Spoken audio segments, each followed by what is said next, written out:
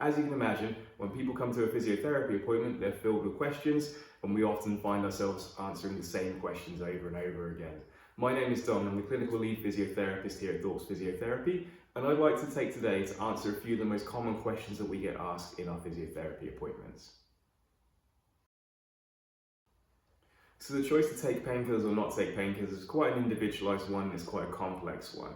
But one of the main reasons why people ask me this question is they're worried that if they take the painkillers it's going to mask the pain and they could be causing themselves more damage and things like that. And that's not necessarily true. For example, if I was to take a bunch of painkillers and you dropped a brick on my foot, I'm very much going to be aware that you've just dropped a brick on my foot.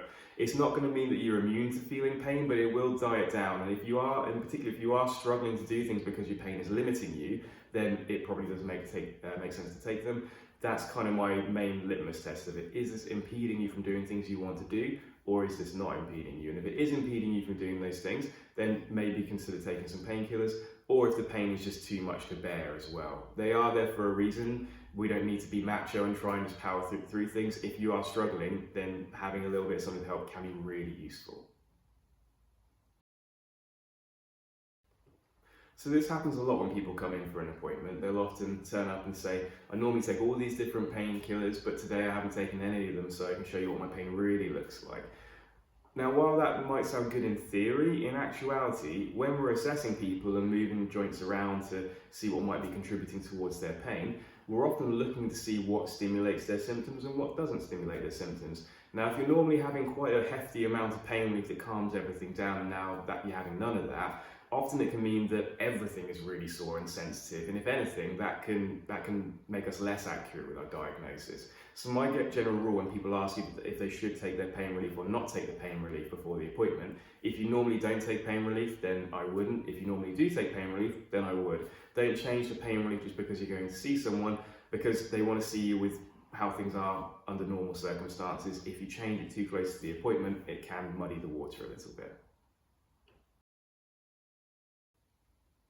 The answer to this question is often a very useful, it depends. If you're doing something and it's kind of a one-off click, doesn't feel too uncomfortable, and you carry on about your day and there's no worries, then I wouldn't worry about it. If it's clicking, even if it's clicking every time you do a certain thing, if it's completely pain-free, and particularly if it's been there for a very long time and hasn't bothered you, probably you also don't need to worry about it. The one thing that we look out for though is painful clicking. So every time if it clicks, it's really, really painful, that is something that you want to kind of take a bit more care with as well. But repeated clicks that are pain-free, that aren't causing any limitations or restrictions, they're not often things that you need to worry about too much. The other thing is sometimes you can get kind of noisy joints where it's called crepitus. Often people find this with their knees when they're going upstairs, where it can sound like a creaking sound or something like that. That's nothing to worry about as well. But if there is any clicking or anything like that, it might be worth kind of discussing it with your physio if you are experiencing that. This one goes back to that age-old saying of everything's okay in moderation. There are certain conditions where you do need to take a big extreme rest with things like broken bones and things along those lines, but the majority of the time when you have pain that's limiting you from doing certain things, unless you have a big serious diagnosis, relative rest is okay, and that's what we normally advise.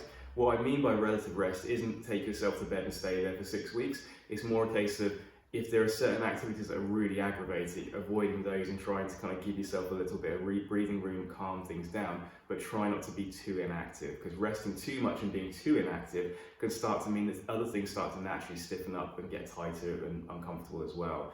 What you don't want to do is rest so much that everything's stiff and tight so that you have other pains coming along, but you do want to rest it to the point where things are kind of being a bit more manageable and bearable. The other extreme isn't good either. If you try and ignore it and power through, stiff upper lip and all that kind of stuff, you can irritate things a bit more. So it's finding that middle ground between resting it but remaining active. That will look very different to everyone basically as well. So it's a very individualized thing.